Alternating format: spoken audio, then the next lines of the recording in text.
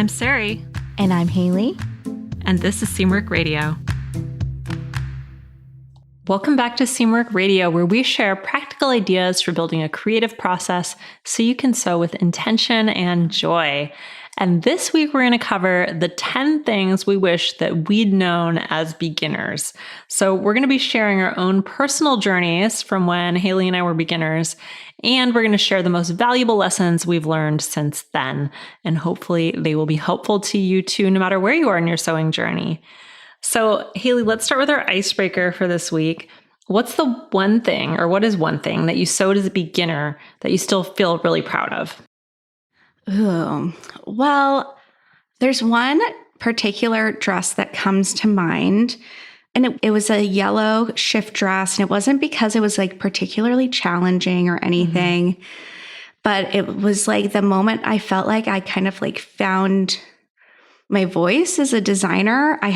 I'd maybe been sewing for a little bit over a year, and I'd taken this course on designing for children's wear, and I had this amazing instructor, like very like blunt and brash, and she was kind of like an icon in the children's wear industry. And she just like really like challenged me to like get out of my head of like the way that I thought things should look or the types of clothing I thought people would like, and then just make things that I liked. And so I made this like, not even for like a class I was taking with her, I made this like yellow shift dress, very like 60s inspired, out of this wool. And it was so cute. To this day, I like stand by that design. Like I would put it out as a seamwork pattern. It was really cute. And I feel like most proud of it just because it was like a real like light bulb moment for me. Prior to that, I was kind of felt like, I don't know, like, can I do this? Like, is this really like a career path that I want to take? And it was like during that time, around the time I made that I was like, yeah, I can do this because I have good taste. You can't learn good taste. You can, actually. But back then I thought you couldn't learn good taste. Well, whatever empowers you. Yeah. That's cool. I think for me, what I think about, I just think about the ambitious projects that I did when I was a beginner. And, some of them worked out and some of them did not work out.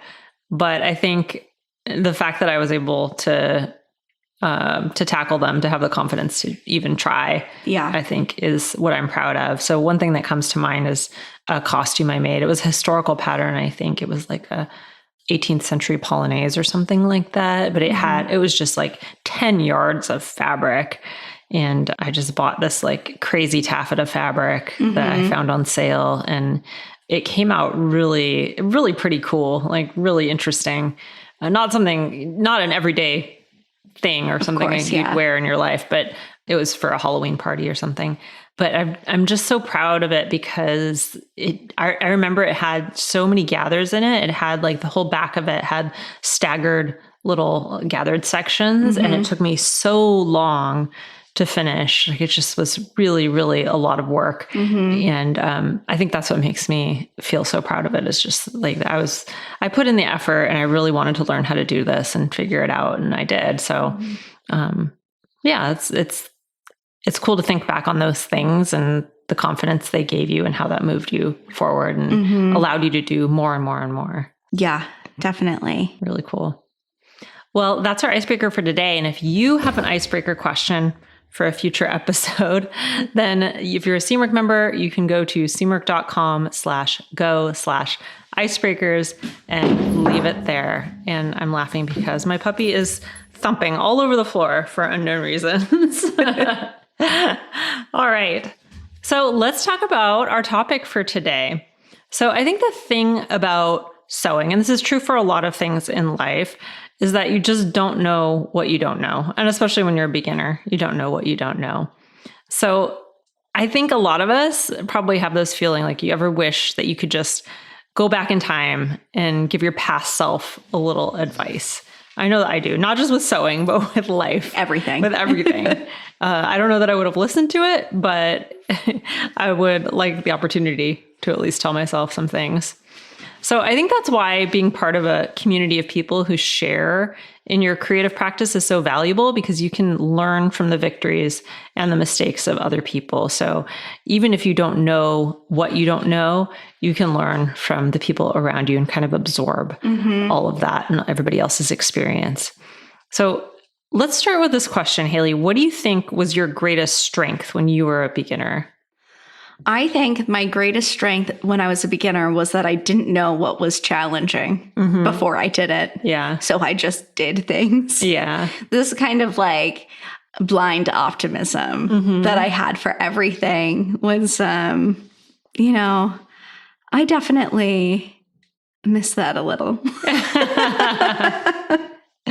Yeah, it's so funny when you're brand new to something, how in a way things they're not easier, but they seem easier at the outset at least, and that gives you a lot of motivation to try things and keep going. What about you? Well, I think that's true for myself as well. I think another strength when I was a beginner, and this might have something to do with my age at the time, but I think I was pretty fearless in my choices. So I didn't hem and haw about, what would be the perfect fabric for this, or, is this the right, is this going to have the right drape? Because I didn't know those things. But also I just didn't have as specific, I don't know, my taste was different. I just wanted to be experimental and have fun and do all these crazy things. So I think that was a real boon to me at that time, because I would just get excited about a fabric or about a style or an idea I had, and I would go all in on it without a lot of hemming and hawing. So I think that's a nice thing about being a beginner, or maybe just being very young. So what would you say is like a lesson that you could take or learn from your beginner self? Have fun. Just have fun. Yeah. I think sometimes I get so hung up on making the perfect thing, or making sure everything I make is useful and wearable and fits my style to a T. And I think that's all really important, because I don't want to be wasteful, and I do want to spend my time intentionally. But at the same time, I think there's room for just, if you get excited about something, maybe just go for it sometimes, So I think that's a lesson I can take from being a beginner. What about you? I agree. Definitely. There's like a time and a place for overthinking. Yeah. But that it doesn't need to make its way into every single sewing project. I think the other thing that kind of comes to mind, I don't even know if this is like a lesson I could learn from my beginner self, but if I just think of my current sewing, the projects I currently make with relative ease, if I imagine what my beginner self would think or say about those projects, she would be like amazed. Yeah. I would blow her away. And so it's more of just like kind of like taking time to like turn around and look at how far that you've come, and stop being so hard on yourself. Yeah, absolutely. What areas would you say that you've grown the most since you were a beginner? What areas have I grown the most since being a beginner? Well, I think I want to say there's something around confidence, but it's not like we're just talking about. I think I had confidence to tackle a lot of things, but now I have more of a sense of the breadth of different types of projects I could do. So whereas I think when I was a beginner, maybe I would just have like a random idea and try and pursue it and not know if it was going to come out, but be willing to try. I think now I know that I could sew almost anything. And if I don't know how to do it, I can learn to do it. And not just sew, but a lot of other, creative things too. And I feel like that's a different type of confidence. It's more of the confidence of experience versus the confidence of like a blind confidence. What about you? I think that when I was a beginner, even though I like threw myself into projects with like little regard for how challenging or appropriate they were for my skill level, I think that when I ran into problems when I was a beginner, I felt like really stupid. And I just, now in hindsight, I know that like I just didn't have the right techniques and the right tools to deal with the issues as they came up.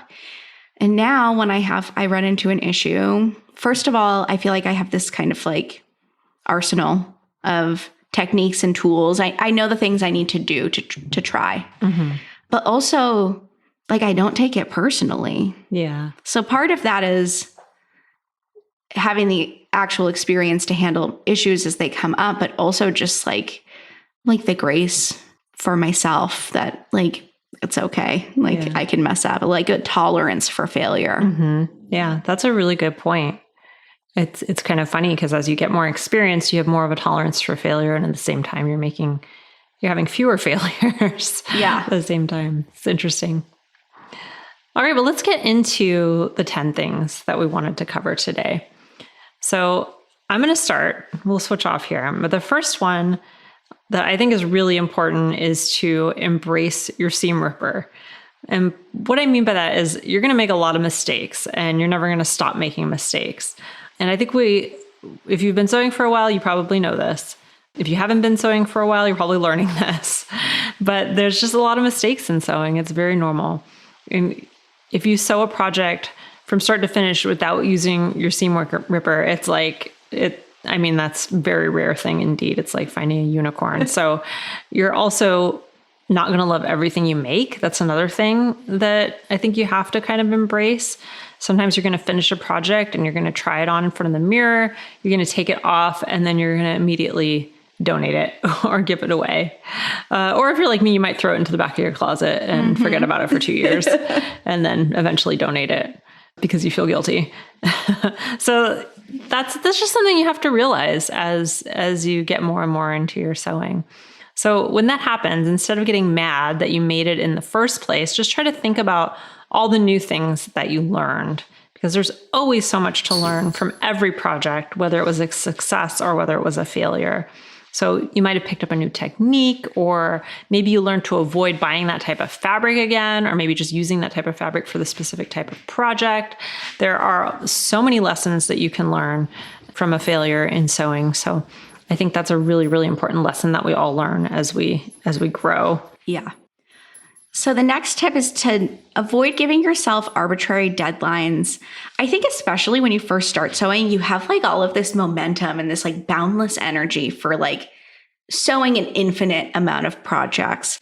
But I would encourage you to slow down and really try to enjoy the process and try to avoid turning your sewing queue into like this unforgiving calendar of to-do items.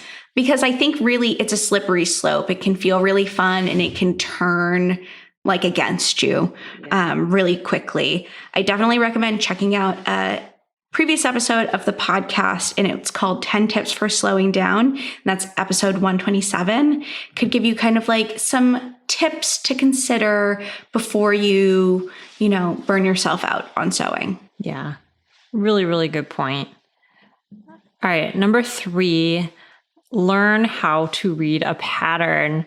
I think this is something that I really wish I had understood better when I was brand new to sewing. I think understanding the anatomy of a sewing pattern before you even start sewing is the best way to set a strong foundation for your entire sewing practice. I think when I first learned to sew, I didn't really understand what all the markings were, how to adjust a pattern in very, very basic ways, even how to pick out the right size. All of those things kind of eluded me at first. And the internet was not the vast resource that it is today. So there's a lot you can learn before you even start today about how to use a sewing pattern. And I think that's a really important, very basic skill before you start sewing that's going to make the rest of your sewing a lot easier. All right. Our next tip is a favorite of mine. It is tackle a new skill with every sewing project. Now, when I used to teach in-person sewing classes, this is what I recommended for people, whether they were in my class or they were attempting a project without the instruction of a teacher for the first time. I think that this is like a really good way to build your skills slowly in a sustainable way without I feel like when you tackle a project sometimes that is like too challenging for you, that can be really discouraging. When you do a project that's like maybe not challenging enough, then you might feel a little bit bored. But picking something that has at least one new skill is like, I find to be the real sweet spot when you're learning how to sew. Yeah, absolutely. And this is something that I did with knitting too. When I was learning how to knit, every time I would do a new knitting project, I would choose a skill that I wanted to try and make sure that it was incorporated into that knitting project. And that really helped me to grow my skills in knitting and be able to do a lot of cool stuff like color work and lace and all kinds of interesting things that I wouldn't have been able to do if I just kind of stuck with the basics. And something I think like worth adding here is that there is a benefit to repeating projects. So if you did something, a simple dress and it had a zipper, it was your first time doing a zipper, there's like no shame in repeating it to just get the zipper a little bit better next time. You can always incorporate something new but simple into your next version. Maybe you could add a trim you've never worked with before, use a different finish for the neckline. I feel like there's a lot of learning comes with repetition as well. Yeah, absolutely. All right, number 5. I think this is a huge one, which is to learn about fabric. Your fabric choice is going to impact your finished garment more than anything else. So it's really important to get to know your fibers and your fabric. So if you want to learn a little bit more about fabric, you can read about the 10 fabrics that we think are ideal for garment sewing. We have an article about that. It's called Our Top 10 Favorite Fabrics and Where to Find Them. It's on the Seamwork website, and we'll also put a link to that in the show notes as well. But overall, I think fabric, in addition to learning how to use a sewing pattern, I think learning about fabric and how fabric behaves is the key thing for making things that you actually want to wear. And I'll also say it's an ongoing process that never ends. It's not like you just need to learn a few things about fabric and you're done. It's a constant process of experimentation and learning about how different weights perform, how to match a pattern and a fabric together, even about color, how to, choose fabrics that are going to look like the finished garment that you have in your mind and work on you or work the way you want them to work. So I think that's something that I don't know if all sewers underappreciate that, but I definitely did when I was a beginner and didn't really understand what a complex world fabric is, which I think is fine. It's kind of nice not knowing that because it is a vast, area to learn about. And maybe it gives me a little bit more, it gave me a little bit more confidence and like not knowing how much there was to learn. But at the same time, I think it's so fun to learn and experiment with fabric. And I do wish I had kind of invested a little bit more in that up front. And I probably would have had a little more successes. I think it can be really helpful to, from the beginning, for many reasons, start documenting your projects because it's a great way to catalog the things as you learn them. And with every new project, with every new fabric you work with, you're going to learn something that you like about it, that you don't like about it, what worked, what didn't. So start writing that stuff down. Yeah, absolutely. I think the Seamwork community is another great place to go for this. If you have questions about fabric, you're considering a specific fabric for a specific pattern, you're not sure if it's going to work, people there are so nice and they'll be happy to pitch in and offer you their ideas and their own takes and their own experiences. So that's a really great resource. Okay, so our next tip is don't take shortcuts. Like, don't get me wrong. I love something that's like quick and easy, but that's very different than skipping steps, because you feel like you're rushing through. So what kinds of things am I talking about here? I'm talking about pressing. Y'all know how much I love talking about pressing. Things like stay stitching, clipping, making doing little tests of new techniques, pre-washing, marking, making a muslin. Sewing by nature is time intensive, and skipping these little steps doesn't really make it. I mean, I guess technically it makes it less time or makes it take less time, but you're probably going to end up having to undo things to fix your mistakes, or you're just not going to wear what you make. So the 10 minutes that you're saving is like probably not worth it. Another piece of advice that I would tack onto that is to like really trust your pattern makers to guide you through each step as you sew so you can learn all of the rules in the beginning. And then later on, you can find ways that you can bend them and shave off a little time. But treat each pattern like a new learning experience in the meantime and really take your time with it. Yeah. All right, number 7. Find a trustworthy source to use as you're learning.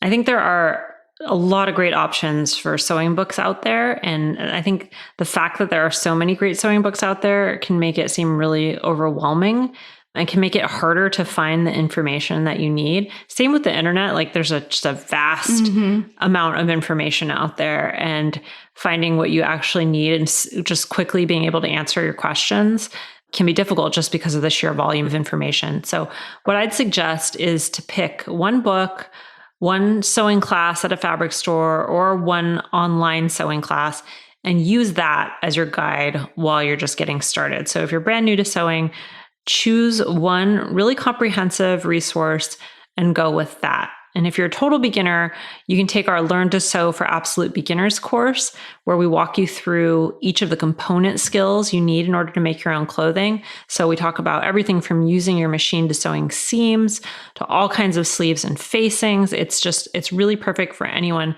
who's brand new to sewing, or if you've taken a break from sewing and you need a refresher, it's great for those people too. So that's one resource, but there are lots of other really, really great resources out there. And the main thing you want to do is just, if you're starting out, choose one, make it something helpful and comprehensive, and use that one as much as possible. And that'll really cut down the sense of overwhelm you might have around all there is to learn about sewing. That's such a good tip. Kind of eliminate that like analysis paralysis, one less decision to make. Yeah. All right. Our next tip is use your body measurements as data. I think that learning how to take accurate measurements is it's my number one tip for making sure that you're going to get good fit. I think sometimes people tend to avoid it because it can bring up a lot of feelings to have to take your measurements. So something that I always recommend to students is to just detach yourself from it a little. If you're feeling a little icky about it, detach yourself from it and remember that it's just data, and all it's going to do is going to help us make clothing that fits you and honors your body in the best way that we can. And in addition to that, I would recommend, as you're sewing things, don't wait till the end to try on your garment. You can try your garment on as you go and see how it fits, make little tweaks along the way. I think especially when you're a beginner and maybe you don't know a ton about fitting yet, that this is the easiest way that you can make a better fitting garment from the beginning, is just good measurements and trying things on as you go. Yeah, absolutely. Very simple, or at least it sounds simple. But those two things really make a huge difference in the final fit. Number 9 is to take care of your machine and tools. So when you're sewing, you depend on a lot of stuff to help you sew. And if something's going wrong, we always say this, it's either your technique or it's your tool. Maybe you have the wrong tool, or maybe your tool is not performing the way you need it to perform. So change your needles, clean your machine, and invest in notions that work so you don't get frustrated just because you have subpar tools. I think this is a big one. It doesn't necessarily need to be the most expensive thing or the most expensive machine or the most expensive iron. It needs to be something that works well for you and doesn't frustrate you every time you use it. So if you have an iron that spits rusty water every time you use it, replace it or fix it. Do what you can to make sure that you're not frustrating yourself just because of your tools, and take care of the tools that you do have so that they last you a good long time. Make sure that your machine is getting serviced and oiled up when it needs to be oiled up. Invest in learning about how to do that and make sure that you're taking care of what you have. All right. And our last tip is a great tip, and it's just to have fun. All of these tips and lessons that Sarai and I are sharing are all good and fun, but none of it really matters unless you're having fun with what you do. So go ahead and like make the thing that excites you. Use like the wild fabric that you're like obsessed with at the fabric store. And I just think that there's so much fun in this craft, and it's important not to lose all of that in your quest to become better at it. Mm-hmm. Yeah, absolutely. It's so tempting to just try to make everything perfect. I know I have a lot of perfectionist tendencies myself, and to try to just get everything right 100% of the time.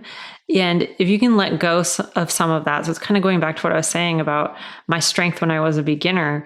If you can let go of some of that need for everything to be just so, and just remember how fun it is to be able to make whatever you want to make, practically anything with any color, any fabric, any look you want.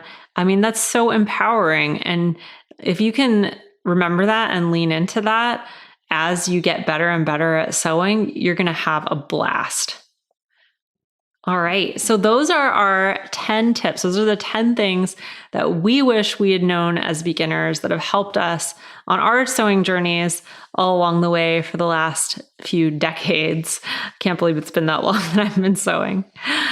All right. So what's your favorite tip of all these tips, Haley, today? I'm going to go with my old faithful, and that is tackle a new skill with every project, because I will preach that forever and ever. Yeah, that's a really good one and a great way to learn. I think for me, learning about fabric is the best. I think that is something that is so easily overlooked.